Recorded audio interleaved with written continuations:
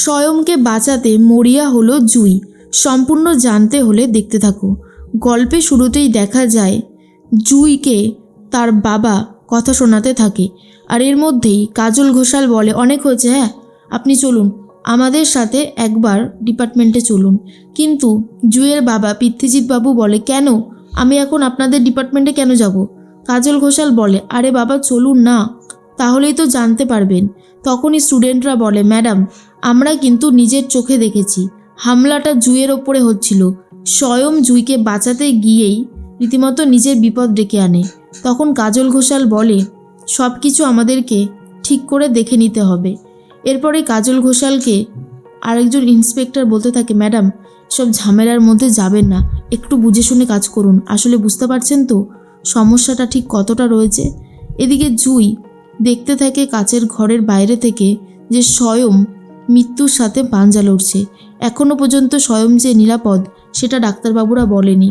জুই তখন ভাবে, আমাকে বাঁচাতে গিয়ে তুমি এটা নিজের কি অবস্থা করলে স্বয়ং, তুমি তাড়াতাড়ি সুস্থ হয়ে ওঠো, তোমাকে ছেড়ে আমি যে একদমই ভালো নেই। এর মাঝখানেই ইন্সপেক্টর এসে বলে, ম্যাডাম এই স্কুলে সাক্ষী মুখার্জিকে দেখা গেছে। আর এটা শোনার পর কাজল ঘোষাল বলে, ঠিক বলছো তুমি?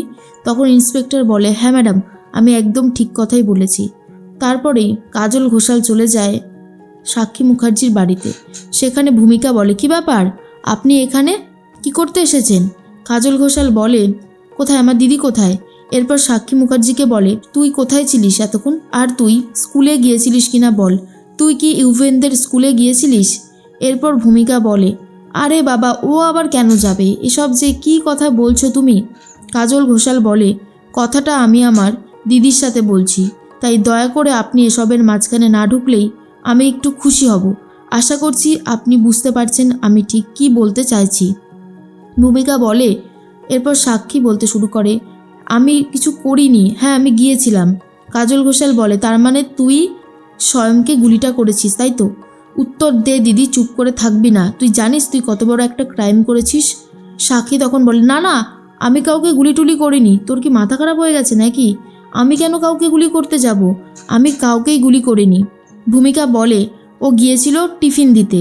এরপর সাক্ষী সেই সেম কথাই বলতে শুরু করে যে আমি ইউভিনকে টিফিন দিতে গিয়েছিলাম, তুই বিশ্বাস কর। কাজল ঘোষাল বলে, তোকে তো আমি এই মুহূর্তে আর বিশ্বাস করতে পারছি না রে দিদি। শোন, আমি যতদূর জানি আজ ইউভিনের এক্সাম ছিল, সকালবেলা নিশ্চয়ই ব্রেকফাস্ট করে ইউভিন বেরিয়েছিল, পরীক্ষা দিয়ে এসে বাড়িতে এসে আবার খাবে, ওকে টিফিন দেওয়ার কোনো মানেই হয় না।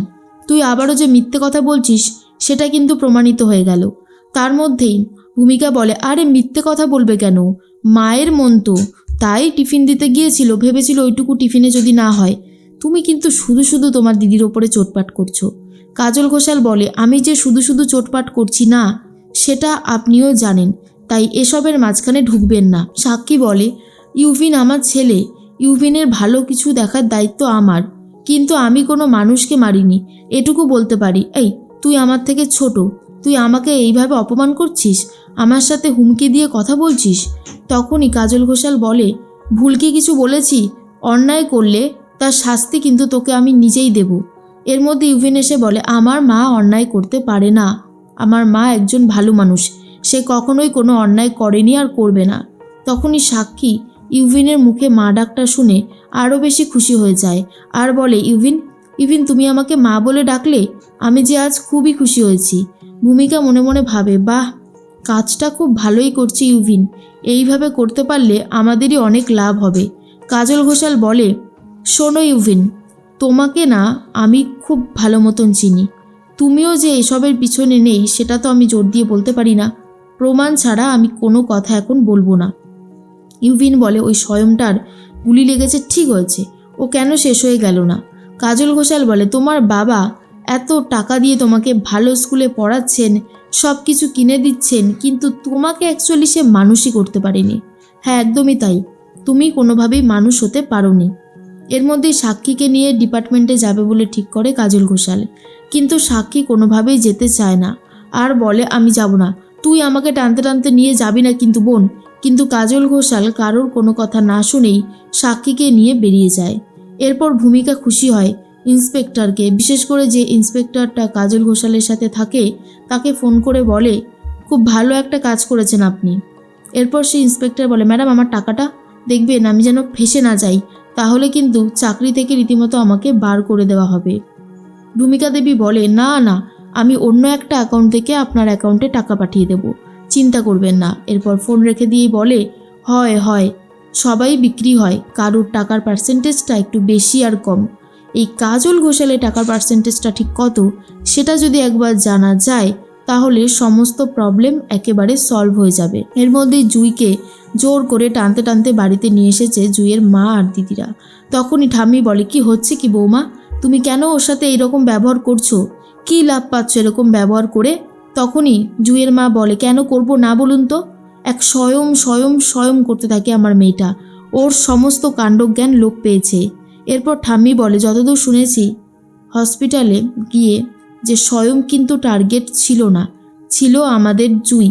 আজকে যেই জায়গাটায় স্বয়ং রয়েছে সেই জায়গাটায় থাকার কথা ছিল তোমার মেয়ে, কিন্তু ওই স্বয়ংই তোমার মেয়েকে বাঁচিয়ে দেয়, আর সেই প্রতিদানে তুমি এই জিনিস করছো।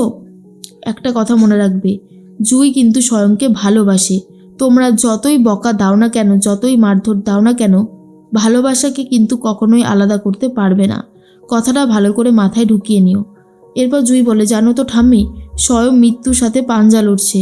ছেলেটা আমার জন্যই আজকে হসপিটালের বেডে শুয়ে রয়েছে। যতবার এই কথাটা ভাবছি না ততবারই খুবই খারাপ লাগছে। এর মাঝখানে স্বয়ংকে ফোন করে কথা শোনাতে স্বয়মের জ্ঞান ফিরে এসেছে। স্বয়ং ফোনে কথা বলতে থাকে জুঁইয়ের সাথে। জুঁই তখন বারবার করে একটা কথাই বলে, আই লাভ ইউ স্বয়ং। আর ঠিক তখনই ফোনটা এসে কেড়ে নেয় জুঁইয়ের দিদিরা। তখন সেই জুঁইয়ের দিদিকেই ঠাম্মি ঠাস করে চড় মেরে দেয় আর বলে, জুঁইয়ের সাথে এরকম ব্যবহার করবে না।